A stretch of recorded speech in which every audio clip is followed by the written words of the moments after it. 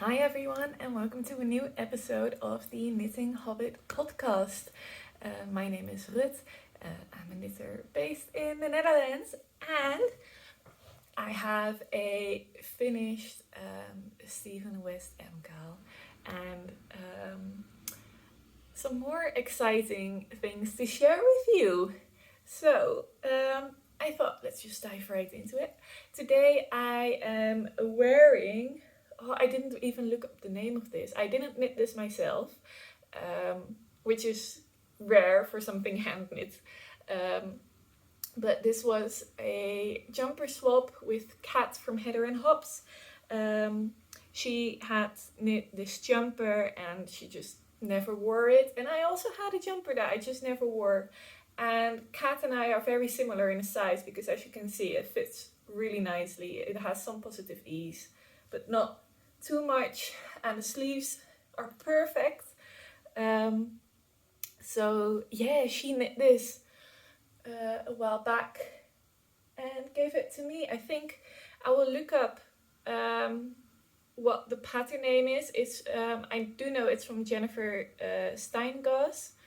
And I think the yarn is from La Bien-Aimée, so it's really nice and lovely and soft. But I'm not completely sure about the yarn, but I think it was. I will look it up and pop it somewhere on the screen.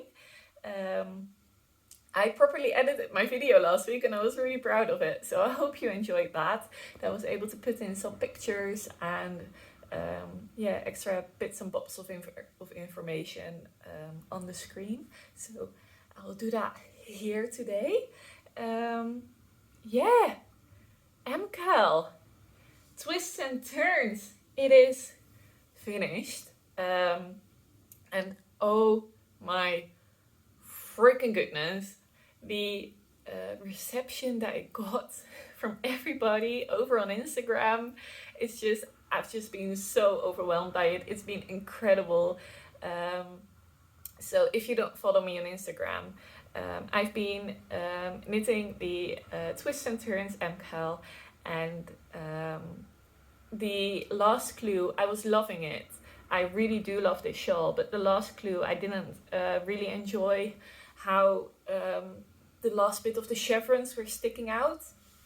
And I thought, because I like more softer shapes. And I didn't like mainly the pointiness, because I saw some people wearing it and then it looks really great to have the extra depth like in the middle. But I didn't like how pointy it was, kind of.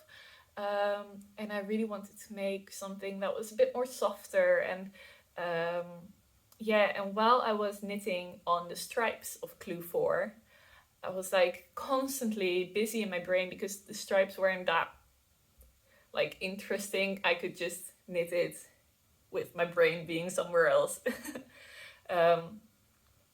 So yeah, I was constantly thinking of what to do with it, and then I decided to just give something a try, and I'll show you my finished shawl. So mine came out huge, as mine usually do when I knit a Stephen West pattern. This is my shawl.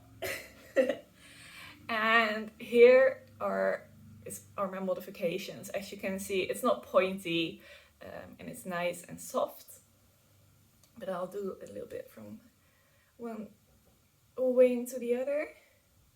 I really love, so I added mohair with all of the yellow, and I really love how it turned out.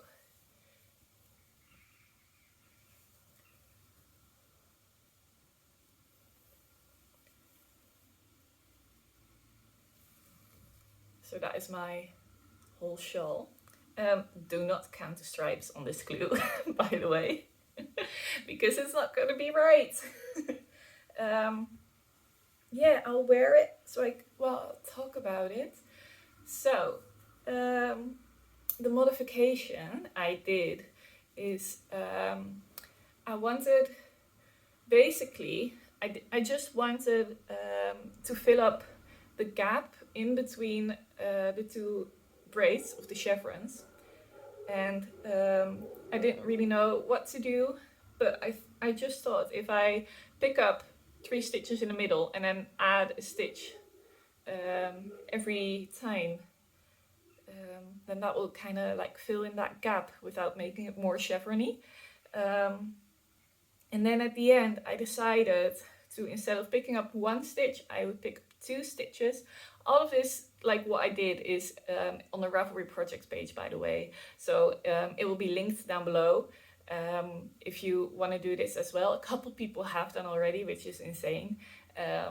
But if you want to do this as well, the details are there. You do need to like know how to do the things, because they were just notes for myself, so I could repeat it every time in the same way. So you do need to know how to like do it, but it tells you like pick up 3 stitches, and then, you know, it has a bit of an explanation there. So at the end I picked up 2, and that made the bottom of the chevron curve more instead of being pointy. And I really loved how that turned out. And I don't know knitting physics, but it made like a huge scallop, because it's kind of, here it's quite deep, more deeper than where the braids end. So it gave this really, really nice and cool effect. And I did it in the half twisted rib, because over here there's also a half twisted rib. So I thought I will take that texture, put it here, because Stephen West I think also did that, but did it in chevron. So I was like, I'll keep the half twisted rib, but I'll just do something a little different with it. And this is also, these cables are half twisted rib cables. So I thought it wouldn't be nice to bring that back. And yeah, then I had all of those scallops on my needles, and I went to the end of it. This will be easier if I get it untangled. I went all the way to one side, and then I picked up 3 stitches to do an I-cord bind off from the I-cord bind off of the cable section, and then I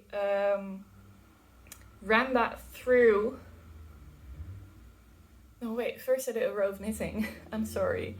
So when you've got all of them done, on the wrong side with the yellow, no, not the yellow, with the light pink, which is your contrast color, I knit on the wrong side. So the twisted rib I knit in pattern, and then at every little loop, I'll grab this one, at every little loop I cast on 3 stitches. So you have a bit of space to go through the loop, and then continue in the half twisted rib, but on the wrong side. And then when I came to the end, I picked up the extra stitches that I needed to do a 3-stitch I-cord bind off, and I ran it through. I just bound off all of the stitches, also the ones that you just cast on, and I ran it through all the loops. So that does mean that you need a tiny little ball of yarn in your contrast color, so that you can kind of stretch these loops out, and then you can push the ball through, so that your little I-cord bind off seamlessly kind of like goes through that last loop and catches it. And I didn't do that for the I-cord on the very first one, and you can see it traps that little loop right there, which isn't great, but you also don't really notice it when wearing it. But I do think that this is just such a nice finish. It just goes straight through. So yeah, and then just bind off all of the stitches, and yeah, shawl done. So I posted it on Instagram, and people were so excited about it. So I immediately like linked everything and all the information, And even Stephen West commented on it that he thought my shawl was really cool, so I had a fangirl moment. And then later that day, I got a message from Stephen and Penelope asking if they could share my shawl on their account and, like, of course, tag me and all of that stuff. So I was like, yeah, of course, like, that's totally fine. Please do. But then, not Stephen and Penelope posted, but Stephen West posted it on his account. The first picture is like the Clue 4 spoilers, and then in one of the slides you can see my shawl, which is just insane, and my account has grown so much because of this shawl. So in multiple ways I'm very thankful to Stephen West for this shawl, for sharing my shawl, for making this incredible shawl, because I know it was quite controversial. Some people hate it. I'm definitely a lover of it, and I really am in love with the colors that I used. In previous videos I talk about exactly which yarns I use, and you can also find it up on my Ravelry page. And for if any reason Ravelry isn't accessible to you, just leave a comment down below and I can like copy paste the information that you want in the comments. So yeah, and if you came here through the shawl, then I would like to know. I think that's really fun to know, and thank you. I hope you enjoy my rambling. So yeah, that's my West Knit shawl. I really love it. I am really still overwhelmed by the reception it's still getting. Still every day I have so many notifications of Instagram of people liking it and commenting it, and yeah, it's been insane. It's been a wild ride, and I can't wait for next year for the next MKAL shawl, because shawlography was my first one, and this is definitely not my last. So yeah, I don't know if you can hear that, but there's this cat in my neighborhood and it's got the weirdest meow, and I can hear it outside just meowing now. Yeah, let's get on to whips. So for whips, last week I shared that I was working on I think, did I already start it? I can't remember that actually. And it wasn't last week, it was 2 weeks ago, so I don't think I did. But I did share I was going to work on it, that's it. So I shared that I was going to work on a test knit for FabelKnitwear. I'm test knitting the Bella jumper,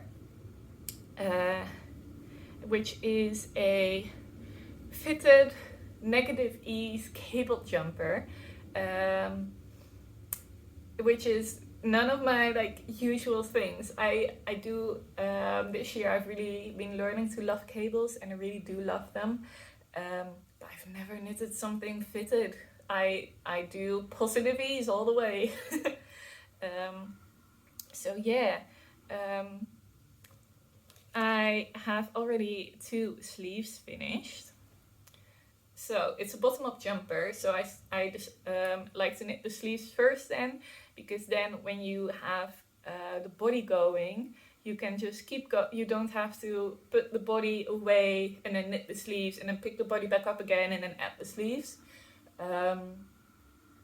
I prefer knitting the sleeves first and then knitting the body, and then you can just keep on knitting on the body, because your sleeves are already ready to go. And then you absolutely zoom through that yoke, because then you've got all the excitement of your project being nearly done. I love bottom up jumpers. So these are the sleeves, and you can just see the different colors in this yarn. So I already talked about this yarn last time. It really clashes with the shawl. I will take off the shawl for the sake of this yarn. So I already talked about the yarn last time, but this is a yarn from my friend Lianne at Sheep Yarns. This is her Merino DK base, which is 100% merino yarn. It is superwash, which I don't often use, but it is so incredibly soft. I am absolutely loving it.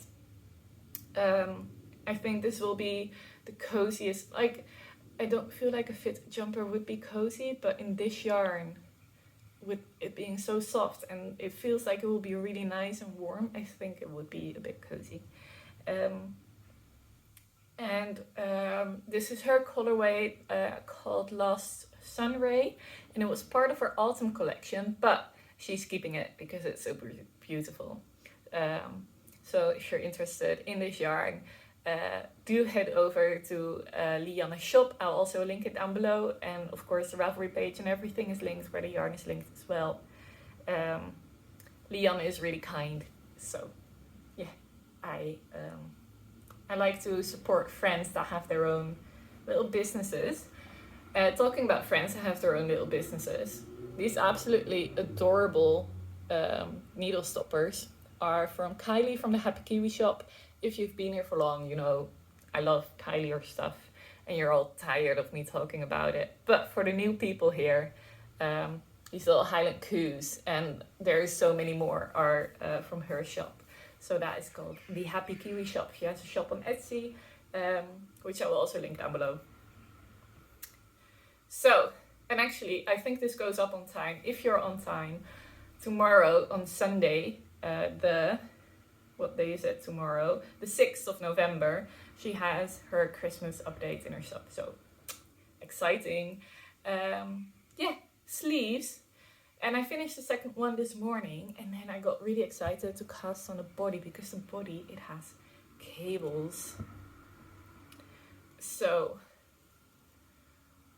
we have a start, and also these, of course, are from Kylie, together with the little teddy bear stitch marker. It doesn't want to turn around. Oh well. So again, it starts with some twisted rib, and then I've just started the cables. I've just started the second little repeat. So you have this really small tiny cable here that doesn't really show up that well with this yarn, but I wonder what blocking is gonna do with it. And then you have this bigger cable down here. Of course, I've just cabled it twice now, so it's not really that clear yet, but I am hopeful that as I get on, it will clear up, because this yarn is really pretty, but it's also quite tonal. But I think we will be fine with like stitch definition and being able to see the cables. I think it will be fine as we get some more repeats in.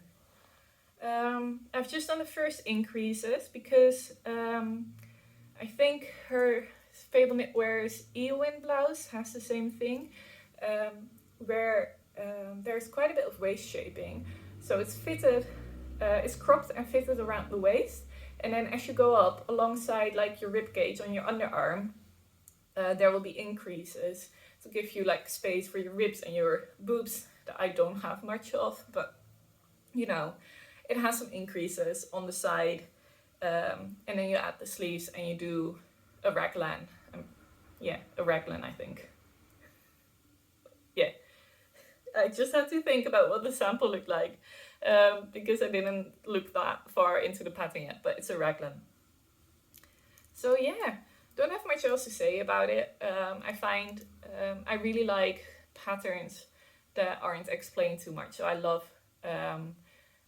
patterns written like in a more Scandinavian style, and of course Helene is from Norway, I believe. Yeah.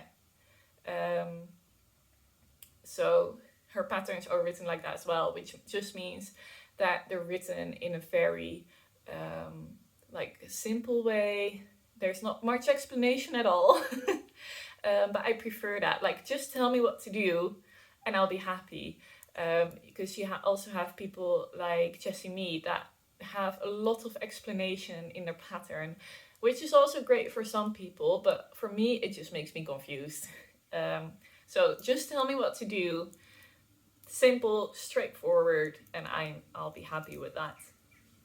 So yeah, I obviously have a lot more to go on this body, but I'm really excited and I'm happy I got this going. This is currently the only thing I'm knitting on, so I think it will, and it's a DK weight pattern, so I think it will fly off my needles. So that is that. Then I have some projects that I want to talk about that I want to get going on in the future, in the near future, hopefully. So I was thinking of kind of making November my finishing month. So I have this test knit that I want to finish, and then I have the festival sweater that I want to finish, that I just need to do the sleeves of. And then I also have a lingering whip from, I think I looked it up and it was like January or February, which is the Mosaic Musings by Stephen West. And I have that one here because I thought I would bring it because I haven't shown it in a while. It's on a smaller needle than at the shawl, so I can't really show it to you properly, but you can see the really pretty mosaic knitting patterning here. So yeah, because this is like, I've done the twists and turns, I've done shawlography, I've done a vertices unite. I think it will be nice to just have a bit more of a simple shawl that isn't that busy and that colorful. So I've been wanting to get this off my needles because this is just perfect what I'm looking for. So for this as well, I'm using Holst Super Soft just for like my twists and turns. And the dark gray is from a cone. So this is a 500 gram cone from Holst, and this is in the colorway Oxford. So it's a dark gray, but it's kind of like, I feel like it's kind of got a blue hue to it. So that is the main color. And then for the contrast color, I am using Holst Super Soft in the color Rosebud, which is this really lovely light pink. And I really love this because sometimes it's a bit blue, sometimes it's a bit more purple, but in general it's like really nice and really nice light pink. So that makes for a shawl that has some patterning and it has some interest, but it's not too busy, too colorful, too in your face. Well, it still does have a little bit of color with the light pink. So yeah, I just wanted to share that. And because I feel like if I share it and if I talk about it, then I'll do it. Just like when people say they need to go to the gym. For some people, if they tell other people they need to go to the gym, they'll actually do it.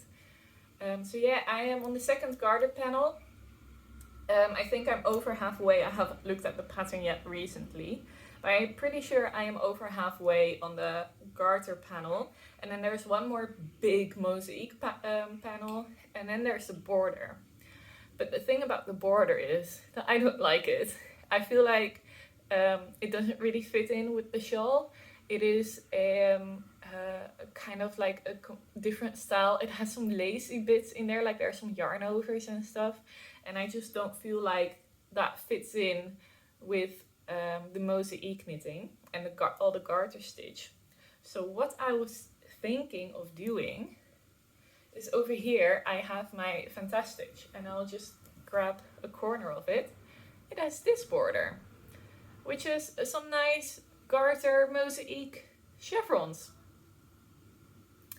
And I thought, that is just perfect. It has a bit of mosaic, it has some garter, so I think it will fit in with the Mosaic Musing shawl, because these panels in the middle, they're slipped, so that's kind of like mosaic knitting.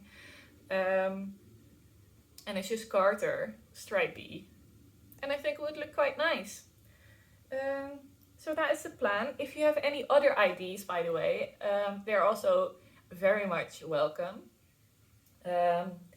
I also thought of doing the shawlography border, but then really, really quickly I was like, no, we're not going to do that. I hated knitting that border. That took forever, so we're not doing that.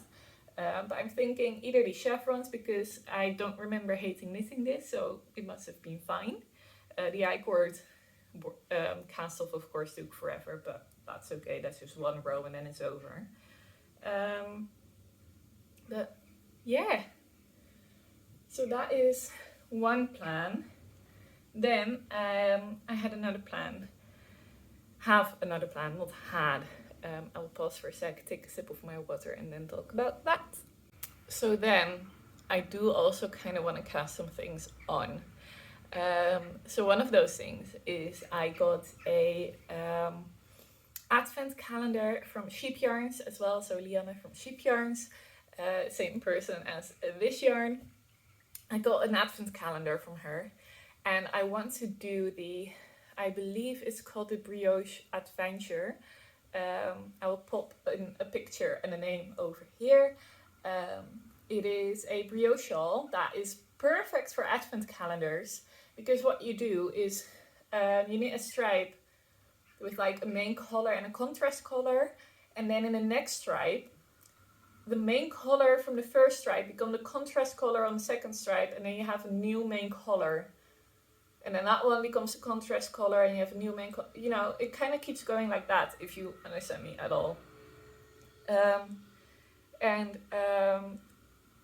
I remember reading it was perfect for advents, so I kind of want to do that shawl, and I have this maybe ambitious plan to knit it throughout the month of December, so throughout the whole advent. So I would start on the 2nd of December, because then I have 2 colors, and then every day I want to knit a stripe. And I do not know if it's doable at all, but I have this plan in my mind, and I think it's like not even 20 grams of yarn, and I feel like I could knit that. And I really enjoy knitting brioche, and it's just simple plain brioche. I think you do some increasing or decreasing at the sides to have it be on a, what do you call it? You call it be on a bias? So it's not like perfectly straight stripes, they kind of go like that. So yeah, I want to do that. But then I also want to get rid of some stash, because I have a lot of single skeins of yarn that I kind of gathered over the years. And then, I talked about the plans last time, and I talked about the black cardigan and stuff like that. Like, that's still in the plans, but we might shuffle a bit. I don't know what's going to happen. We will see. But I just wanted to share this plan because I think it's really a fun and exciting idea.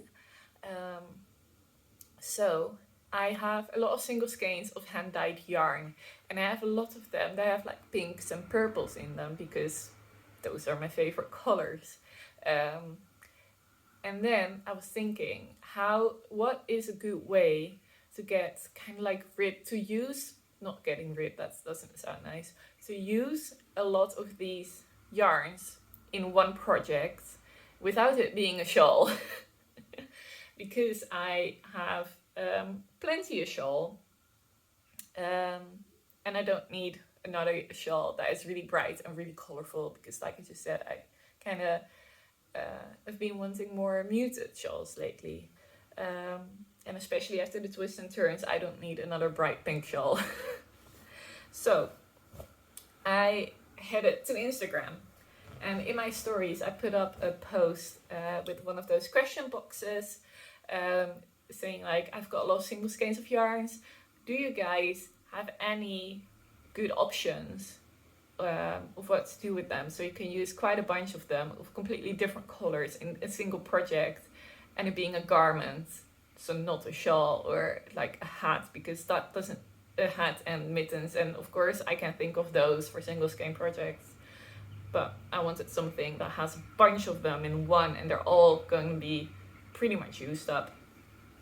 And then someone recommended the Le Pouf pattern. Again, I'll put a picture here because now I can do that. That pattern is made, really made for the exact purpose that I needed. So for my size, at least, you need 5 skeins of yarn, fingering weight yarn, and then you're going to roll the yarns into a fade. So you start with 2 strands of one yarn, and then after a bit you drop 1 strand, and you in that place you keep a strand of like the next color, and then you knit like that for a bit, and then you drop the strand of the first color, and you're all back in the same color, and then that way you fade it throughout the jumper. So I thought, that's perfect, I'm going to make it, and it's also just a cute like jumper, I think. So I had a look at my stash, and I grabbed some skeins. I will see if I can hold them all up at once somehow, and then I'll talk through them all. So these are the skeins of yarn. As you can see, there's some speckled, some tonal, maybe in two hands. Yeah, there we go. These are all the skeins of yarn, and I kind of want to hold it like this. So this being the bottom, and then it going lighter, so the purple being the bottom, and then it going lighter to the top, to the very light pink. So I'll talk through what all these yarns are, because they're from different dyers and they're all amazing. And I really love these colorways on their own as well. So this is from Sheep Yarns again. This is her sock base, which is 75% merino, 25% nylon, and it is in a colorway. It's in Dutch, it's oud roze, but that translates to an old pink, so like a vintagey pink. But I do feel like it's a bit more purple than pink. So that's the first skein, which is going to be on the bottom. Then I had this variegated skein, had quite a bit of purple in there. That is quite similar to what's in here. So this is from Bad Katu yarn, which is also a hand dyer based in the Netherlands. So this is 75% superwash BFL, 25% nylon. I don't know what the colorway is. I do see something written down here below the thingy. No, that's not it. I think it says HWB 7, and what I think it might mean is Handwerkbeurs, which was a knitting festival, or a general crafting but mainly knitting festival that I went to, and I'm pretty sure I got this there. So it might have been a special colorway from that, but I don't know. But it's really pretty. It's got yellows and pinks and purples and oranges, and it's just right up my alley. So then I want to use this one that I have lost the label of, but I'm pretty sure that this one is also Bad Katu yarns. It feels very similar to this one. Oh, the label's falling off. Losing all the labels. It feels very similar, so it might just be the exact same base with the BFL and the nylon. And then this one is a bit out there, because I'm not completely settled on this one, but I think I will do this one. This is from Wol met Verve, and it's the basic sock, which is 75% superwash virgin wool, 25% nylon, and it's in the colorway Festival. So it's a white base, and it has again pinks and yellows in there and some oranges, but it's more neon on a white base instead. And this one is a bit, this base is much more light pink. So yeah, that one's in there, but because it's the only one that doesn't have, that isn't like pinkish in the base, I'm not completely sure about it. And then the last one is from Atelier Sopra. A lot of yarn from her is in this shawl, in the Fantastic. And this is her strong soft sock, which is 85% extra fine superwash merino wool and 15% nylon. And I don't see a color name on here. And I bought this really long ago, so I really have no clue what this color name is. But it has pinks and then just the slightest hint there's a bit more yellow down here. Little hint of yellow in there, and it's really nice and really soft color. So those are all my colors, and that is kind of all I had to talk about this week. I think the video is already plenty long. So yeah, I really hope you enjoyed this video. I hope you liked it. If you did, please do like and subscribe. Leave a comment. Tell me what you're knitting on. I always like to read that because it gives me inspiration for new projects. Not that I need it, but it's always fun. And hopefully I'll see you in the next one. Bye bye!